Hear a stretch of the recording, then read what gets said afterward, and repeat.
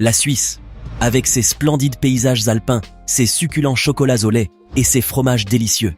Mais ce pays qui s'enorgueillit pourtant de la précision de ses horlogers, ne tourne pas vraiment à l'heure du monde, ni mémé à celui de l'Europe. La Suisse est en effet un pays à part, dont les fondements même reposent sur une neutralité politique et militaire à toute épreuve. C'est d'ailleurs la raison qui fait que la Confédération suisse n'a pas été en guerre depuis plus de 200 ans. Mais il y a bien forcément d'autres raisons, beaucoup plus profondes et effroyables, qui font qu'aucun pays au monde ne souhaiterait déclarer la guerre à la Suisse. Si la curiosité vous pique les yeux et que vous voulez vraiment connaître ces raisons, je vous invite donc à regarder cette vidéo choc jusqu'à la fin, et vous découvrirez alors ce que vaut vraiment la Suisse. Pour comprendre la neutralité de la Suisse, il faudrait déjà que l'on puisse remonter à son histoire, car cette affaire-là, vous savez, ne date pas vraiment d'hier. Nous sommes donc au début du VIe siècle, et la Confédération suisse, formée par l'alliance de plusieurs cantons, avait une politique étrangère pour le moins expansionniste. La Confédération menait en effet incessantes expéditions militaires dans le but de s'approprier toujours plus de territoires dans les contreforts sud des Alpes. De nombreuses batailles avaient eu lieu, et certaines étaient plus décisives que d'autres. Mais la bataille ultime qui allait sceller définitivement le destin et la politique de la Suisse se déroula en l'an de grâce 1515. À cette époque, les Suisses avaient remporté plusieurs grandes victoires militaires et avaient même placé le duché de Milan sous protectorat de la Confédération. Les soldats suisses jouissaient même d'une réputation de quasi-invincibilité, comme en témoignait si bien la bataille de Giornico, où une petite poignée de quelques 600 Suisses réussit à vaincre une armée de métier de 10 000 hommes. Mais lors de la bataille de Marignano, qui eut lieu les 13 et 14 septembre de cette même année, la Suisse allait goûter pour la première fois à l'amère saveur de la défaite. Engagés contre les forces du roi français François Ier et de ses alliés vénitiens, les Suisses durent battre en retraite après avoir perdu plus de 10 000 hommes. Cette bataille sanglante restera alors gravée dans les mémoires, et depuis cette date, la Suisse n'est plus jamais entrée en guerre contre une autre nation étrangère. La défaite de Marignano fut donc la toute première étape de la neutralité de cet État, une neutralité que d'autres événements historiques allèrent venir consolider au fil du temps. Ainsi, avec les traités de Westphalie, signés le 24 octobre 1648, le Saint-Empire romain germanique et les autres puissances européennes, dont la France, reconnaissent finalement l'indépendance de la Confédération suisse et acceptent sa politique de neutralité. Les Suisses pensaient alors être à jamais à l'abri de la guerre, car ils croyaient que les accords avec les grandes puissances européennes étaient inviolables. Mais ils se trompaient lourdement, car certains événements d'une ampleur historique allaient venir chambouler leur quotidien et remettre leur neutralité, voire leur identité même en question. En 1789, la France est secouée par la Révolution, et les remous de ce chaos atteignent les pays voisins aussi rapidement qu'une traînée de poudre. Dès l'année 1798, l'armée de la Nouvelle République française envahit la Suisse, pays jugé hostile envers la Révolution. Il faut dire en effet que les citoyens suisses n'avaient pas vraiment digéré le fait que plusieurs centaines de gardes suisses aient été massacrés par les révolutionnaires lors de la prise des Tuileries. Les forces françaises débarquèrent donc en Suisse et la transformèrent en petit État satellite qui fut nommé République helvétique et qui était totalement soumise aux directives de Paris. Devenue un État fantoche, dont la politique intérieure comme extérieure était dictée par la France, la Suisse n'avait plus aucun droit de neutralité, et ses soldats allèrent devoir participer bon gré mal gré aux guerres napoléoniennes. Enrôlés comme mercenaires dans les armées françaises, ces soldats d'élite ont combattu avec bravoure et détermination durant presque toutes les campagnes militaires de Napoléon Bonaparte, y compris celles extrêmement éprouvantes de Russie. Il faudra justement attendre la chute de l'empereur des Français, et avec lui le système bonapartiste tout entier, pour qu'enfin la Suisse puisse réintégrer son indépendance et sa neutralité. N'oubliez pas de cliquer ici pour vous abonner si vous aimez cette vidéo et d'activer la petite cloche des notifications, histoire de ne plus rater aucune de nos vidéos. Allez, on continue. En 1815, lors du congrès de Vienne, les puissances européennes victorieuses de Napoléon estimèrent qu'il était dans leur intérêt commun que la Suisse demeure un territoire neutre. Le 20 novembre de la même année, ces mêmes puissances établirent donc le traité de Paris, qui entérinait la neutralité de la Suisse et garantissent l'inviolabilité de son territoire. La Suisse était donc enfin libre et totalement neutre, et bien évidemment, elle comptait bien le rester. Mais les corps de guerre allaient encore résonner en Europe, et le son des bottes martelant le sol se faisait de plus en plus audible, même au plus profond des montagnes suisses. Ces tensions européennes allaient finalement déboucher sur la Première Guerre mondiale, un conflit terrible et complètement inédit, où des millions d'hommes allaient s'entretuer par le fer et le feu. Au milieu de ce champ de bataille immense qu'était devenu l'Europe, la Suisse occupait une position centrale, puisqu'elle partageait ses frontières terrestres avec 4 des belligérants de ce conflit. La Suisse est ainsi accolée à 2 nations des puissances centrales, l'Allemagne et l'Autriche-Hongrie, et 2 pays des puissances alliées, la France et l'Italie. Mais même si la Suisse réussit à préserver sa neutralité durant cette guerre, la population civile était fortement mitigée. La majorité germanophone était penchée tout naturellement du côté de l'Allemagne, tandis que les populations francophones et italophones se rangeaient du côté des forces alliées. Cela ne manqua pas de susciter de graves tensions internes dans le pays, mais le gouvernement ne céda point et la Suisse demeura neutre durant toute la durée du conflit. Bien que critiquée par beaucoup, cette neutralité lui aura néanmoins permis d'échapper à la guerre et à la destruction qui avait été le lot des pays belligérants. La Suisse était demeurée complètement intacte et son infrastructure ne souffrait d'aucun dégât. Plus encore, le pays avait grandement profité financièrement de la guerre, car comme on dit, le malheur des uns fait le bonheur des autres. En raison de sa neutralité, la Suisse a ainsi pu commercer avec les différents belligérants de ce conflit sans risque d'embargo ou de pénurie. Le secteur bancaire s'était grandement développé, faisant du pays une place financière de premier ordre et attirant les investissements et les capitaux étrangers. À vrai dire, la neutralité suisse représentait en vérité un avantage certain pour les 2 belligérants, puisqu'elle représentait une zone tampon qui les séparait géographiquement et qui était pratiquement inviolable en raison de sa nature montagneuse. De plus, la Suisse avait la charge d'accueillir les prisonniers de guerre des 2 factions qu'elle devait héberger, nourrir et soigner jusqu'à la fin totale et définitive du conflit. Sous l'égide de la Croix-Rouge, des dizaines de milliers de prisonniers français, belges, allemands et autrichiens étaient ainsi maintenus en détention en Suisse, où ils devaient rester internés jusqu'à la fin de la guerre. Bien évidemment, la Suisse facturait aux pays suscités les frais relatifs à ces camps de prisonniers que ces derniers avaient l'obligation de lui payer immédiatement et en espèces sonnantes et trébuchantes. Tout le monde avait donc à gagner à ce que la Suisse conserve sa politique et son droit de neutralité, et il en fut donc ainsi, malgré les tensions aussi bien nationales que celles internationales et la guerre mondiale qui se déroulait tout près de ses frontières. Mais nul ne tira un aussi grand avantage de cette neutralité que la Confédération suisse elle-même, puisqu'elle s'enrichit considérablement durant ce conflit, engrangeant des profits carrément faramineux. Et si le pays était resté neutre durant la Première Guerre mondiale, il le restera également lors de la Deuxième, même si ce conflit se révélera beaucoup plus global et meurtrier. Et même si entre-temps, la Suisse avait fini par adhérer à la Société des Nations, l'ancêtre de l'ONU, et sa neutralité était de ce fait compromise, ou du moins sérieusement remise en question. Mais en temps de paix, les mesures n'étaient certes pas aussi contraignantes, et la Suisse s'accommoda fort bien de cette adhésion puisqu'elle ne l'impactait guère sur le moment. Cependant, la montée du nazisme en Allemagne et son réarmement à outrance n'annonçaient rien de bon, et les Suisses surent alors que les échos de la guerre n'étaient plus très loin. Sous l'impulsion du Führer Adolf Hitler, l'Allemagne envahit la Pologne et déclencha ainsi le début de la Deuxième Guerre mondiale. La Confédération suisse fut donc à nouveau au centre des pays belligérants, partageant ses frontières terrestres avec les forces de l'Axe, comme celles des Alliés.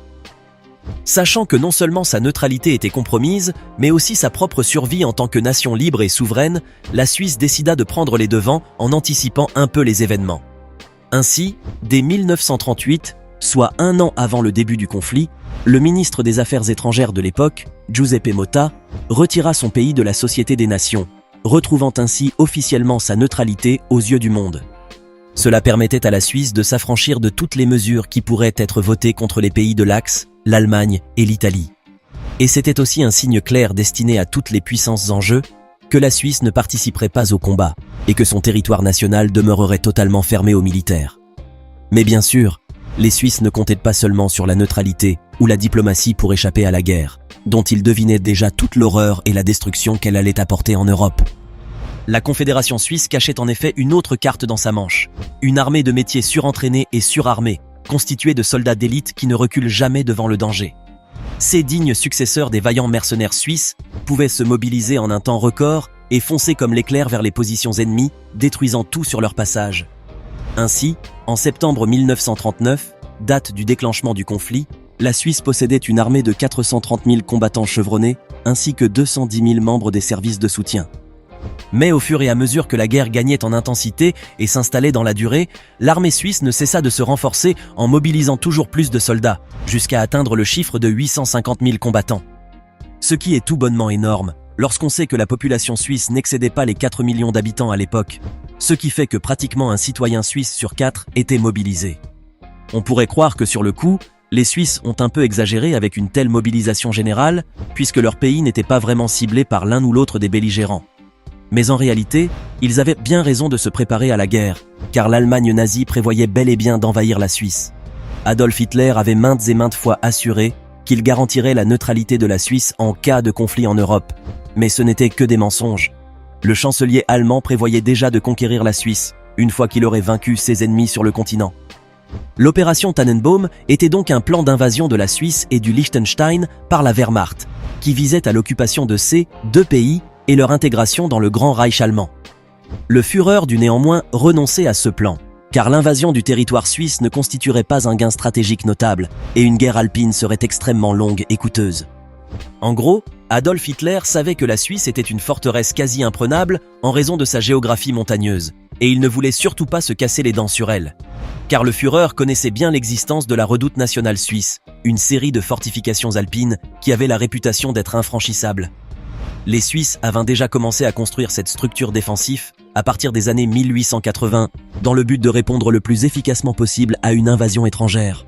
Ces fortifications comprenaient des forts stratégiquement placés sur les Alpes, qui étaient munis de lourds et redoutables canons d'artillerie, et qui pouvaient décimer toute une armée qui aurait le malheur de s'y aventurer. De plus, le plan majeur de la redoute nationale était qu'une fois la Suisse envahie, toute la population, mais aussi le gouvernement et l'armée, iraient se réfugier dans les Alpes, derrière cette ligne infranchissable.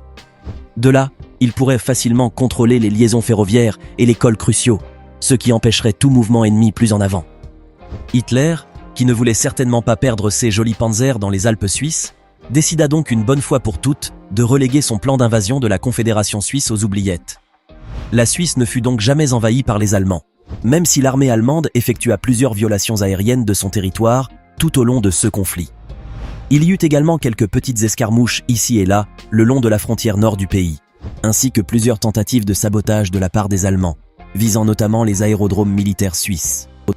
Mais dans l'ensemble, la Suisse ne fut pas inquiétée outre mesure d'une probable occupation allemande, tandis qu'au-delà des Alpes, les nations européennes tombaient l'une après l'autre sous le joug des nazis. Ainsi, et du fait de sa neutralité, non seulement la Suisse échappa au sort funeste que connurent d'autres pays comme la France, la Pologne ou la Belgique, mais elle put aussi s'enrichir grâce au commerce. Les 2/3 de son commerce extérieur sont en effet accaparés par l'Italie et l'Allemagne, alors qu'un 10e seulement de ces échanges sont réalisés avec les Alliés. La Suisse exporte ainsi des armes et des munitions aux pays de l'Axe, mais également des pièces de rechange pour des avions ou des roulements à billes nécessaires à l'industrie de l'armement. Et ce n'est pas tout, car dès le début de la guerre, le franc suisse était devenu la seule monnaie stable, non belligérante et librement convertible dans le monde. L'Allemagne avait alors acquérir des francs suisses moyennant des lingots d'or, des tonnes et des tonnes de lingots d'or. Tellement d'or en fait que qu'à pourrait vous en donner le tournis, et tout cet or massif et brillant reposait maintenant dans des banques suisses. Cet or nazi ne sera pourtant pas le seul trésor de guerre qui se retrouvera en Suisse, car le pays accueillit également celui des réfugiés et des juifs allemands qui étaient persécutés. Dès 1934 en effet, le pays avait voté la loi suisse sur les banques qui autorisait les gens à ouvrir des comptes bancaires numérotés et surtout totalement anonymes. Cela permettait à ceux qui fuyaient les persécutions nazies de pouvoir mettre leur argent et leurs biens les plus précieux à l'abri d'une saisie. La Suisse était donc devenue le véritable coffre-fort de l'Europe, et bientôt celui du monde entier. Nul pays au monde, hormis peut-être les États-Unis, n'a donc su tirer de si grands avantages de la Deuxième Guerre mondiale que la Confédération suisse. Ce qui ne manqua pas de susciter de sérieuses controverses et polémiques à la fin du conflit, et bien plus tard encore. La Suisse fut en effet longtemps critiquée pour sa complaisance envers les puissances de l'Axe, une situation qui contrastait de manière flagrante avec sa politique de neutralité. On lui reprochait également d'avoir été une plaque tournante de toutes sortes de trafics, notamment celui de l'art pillé par les nazis aux populations juives. En fait, on en voulait à la Suisse de s'être tout bonnement enrichie grâce à la guerre, alors même que l'Europe tombait en ruine et que la plupart des pays étaient complètement sur la paille. Mais malgré toutes les accusations qu'on pouvait lui porter et toutes les critiques dont on pouvait l'affubler, il n'en demeure pas moins que la Suisse a su admirablement tirer son épingle du jeu lors de ce conflit mondial. Mais il faut dire que si aucune puissance étrangère n'a jamais pu envahir ce tout petit pays alpin, pas même les légions hitlériennes, ce n'est pas seulement grâce à sa neutralité. La Suisse dispose en effet de quelques particularités qui font d'elle une forteresse imprenable, et qui décourageraient toutes les armées du monde, fussent-elles aguerries et armées jusqu'aux dents. Déjà, la présentation topographique et géographique des lieux favorise grandement la Suisse contre toute tentative d'invasion par voie terrestre. Comment diable pouvez-vous faire avancer des divisions blindées au beau milieu des Alpes suisses et leurs monts enneigés? Et même dans l'océan où vous pouvez réussir cette mission impossible, il vous faudra encore affronter la fameuse et fort redoutable redoute nationale suisse, une ligne entièrement hermétique et pratiquement infranchissable. Le réduit suisse est en effet une ligne défensive basée sur une tactique du hérisson, comprenant pas moins de 68 ouvrages d'artillerie, 10 batteries de casemates non armées, 1410 ouvrages et positions d'artillerie, 1545 positions d'infanterie et d'artillerie non armée, auxquels il faudra ajouter quelques 995 abris, postes d'observation et postes de commandement, 3263 barrages anti-chars et un peu plus de 1500 km de fils de fer barbelés. À ces chiffres, il faudrait ajouter un armement comprenant 140 pièces, ainsi qu'une myriade de lance-mines et de canons anti-chars pour l'infanterie, qui disposait déjà d'un arsenal de près de 3000 mitrailleuses lourdes et 1800 mitrailleuses légères. Ce réduit était en outre élaboré de façon stratégique, de sorte que chaque arme puisse occasionner le maximum de dégâts et puisse couvrir de plus grandes étendues de terrain. Avec une telle ligne défensive, l'armée suisse pouvait se défendre de manière efficace contre toute agression extérieure, tout en étant solidement retranchée, de quoi décourager les armées, même les plus hardies et les plus dures à cuire. Dites-vous que si la très efficace machine de guerre allemande n'a pas pu franchir cette ligne à l'époque, c'est bien pour une raison. Cependant, ce réduit inexpugnable n'est pas le seul obstacle auquel vous devriez faire face, si jamais l'idée d'envahir la Suisse vous venait à l'esprit. Car la Suisse s'est aussi dotée d'un système défensif bigrement plus dissuasif et, disons-le sans jeu de mots, pour le moins, explosif. La Suisse a en effet disséminé d'immenses quantités d'explosifs dans des endroits stratégiques, le long de ses frontières et sur ses principales voies de transport. On compte ainsi quelques 2000 structures distinctes, telles que des ponts ou des tunnels ferroviaires, qui sont équipés de charges hautement explosives. Ce dispositif mortel est censé ralentir très sensiblement l'avancée des envahisseurs, donnant ainsi le temps à l'armée suisse de réorganiser la défense du territoire national. Le comble dans tout ça, c'est que ce dispositif défensif était connu de tous. En effet, et par mesure de dissuasion, la Suisse n'a pas gardé le secret sur ses sabotages programmés de ses propres infrastructures. Ainsi, tout agresseur potentiel connaissait l'existence de ces charges explosives et savait donc qu'il était inutile de s'engager sur tel pont ou tel tunnel, au risque de les voir entièrement détruits à coups de TNT. Grâce à un tel dispositif, la Suisse est ainsi assurée de pouvoir garder le total contrôle sur son territoire national, simplement par la force de la dissuasion. Il est certes vrai que le pays alpin a démantelé quelques-unes de ses charges dans le cadre de la modernisation de son système défensif, mais il reste encore énormément de charges hautement explosives, éparpillées un petit peu partout sur le territoire suisse et qui sont toujours armées et prêtes à exploser. Ainsi, et comme on a pu le constater jusqu'à présent, la Confédération suisse est très bien protégée contre toute attaque ou invasion dans le cas d'une guerre conventionnelle. Mais qu'en est-il de l'arme atomique ? La Suisse possède-t-elle la capacité de se défendre si jamais elle était la cible d'une attaque à l'arme nucléaire ? Imaginez en effet qu'un pays se décide à envoyer son arsenal nucléaire pour raser le pays alpin de la carte.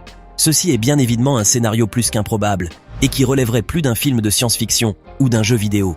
Mais disons pour l'histoire que cela s'est bel et bien produit, et que la Suisse a subi un bombardement atomique en bonne et due forme. N'importe quel pays aurait été dévasté à 100%, son infrastructure vitale ayant été complètement détruite, et sa population civile aurait subi une véritable hécatombe. Mais pas la Suisse. Non.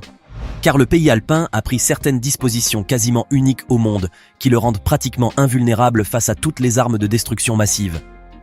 En fait, la majeure partie des habitants suisses pourront survivre à cet holocauste nucléaire, et la raison tient en deux mots, les bunkers. La Confédération suisse possède en effet quelques 320 000 abris anti-atomiques repartis sur l'ensemble de son territoire et qui couvrent plus de 100% de sa population. Il y a même une loi en Suisse qui stipule que chaque habitation doit être munie d'un bunker aux normes avec une porte blindée, un système de ventilation et des murs en béton armés d'une certaine épaisseur. C'est d'ailleurs en Suisse que l'on retrouve le plus grand bunker de la planète, situé dans la ville de Lucerne et pouvant accueillir un peu plus de 20 000 personnes. On y trouve également des hôpitaux équipés et des centres de commandement, d'où le gouvernement peut poursuivre ses activités tout en étant bien à l'abri. En Suisse, même les tunnels autoroutiers peuvent servir d'abri anti-atomique, tels les 2 tunnels autoroutiers du Sonnenberg. Ainsi, même les automobilistes qui auraient été pris au dépourvu sur la route peuvent se réfugier à temps en cas d'attaque éclair. Tous les citoyens suisses ont donc la possibilité de s'abriter d'un bombardement atomique et peuvent ainsi survivre à l'explosion initiale ainsi qu'aux retombées radioactives.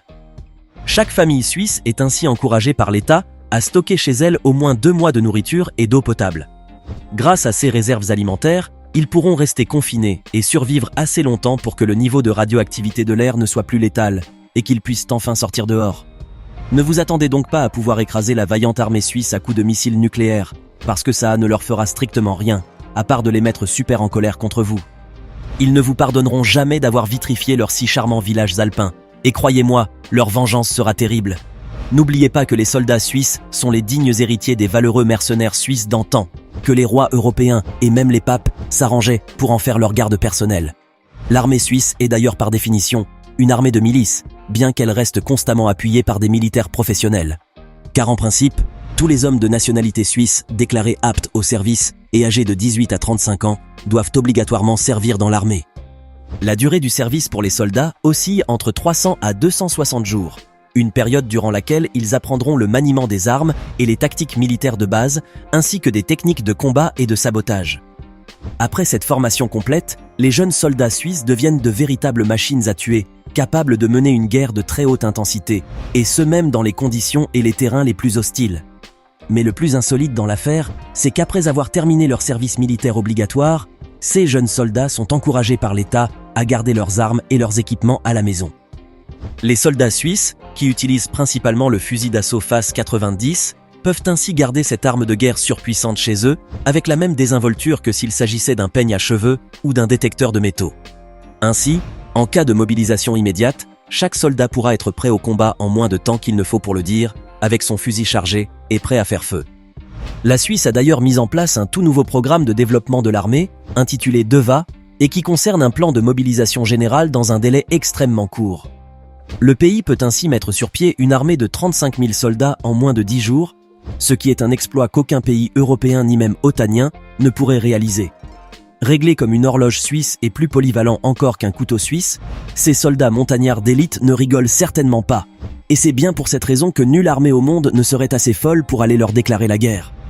Maintenant, dites-nous dans les commentaires ce que vous pensez de la neutralité suisse, et surtout de l'incroyable capacité de résilience et de défense nationale de ce tout petit pays alpin.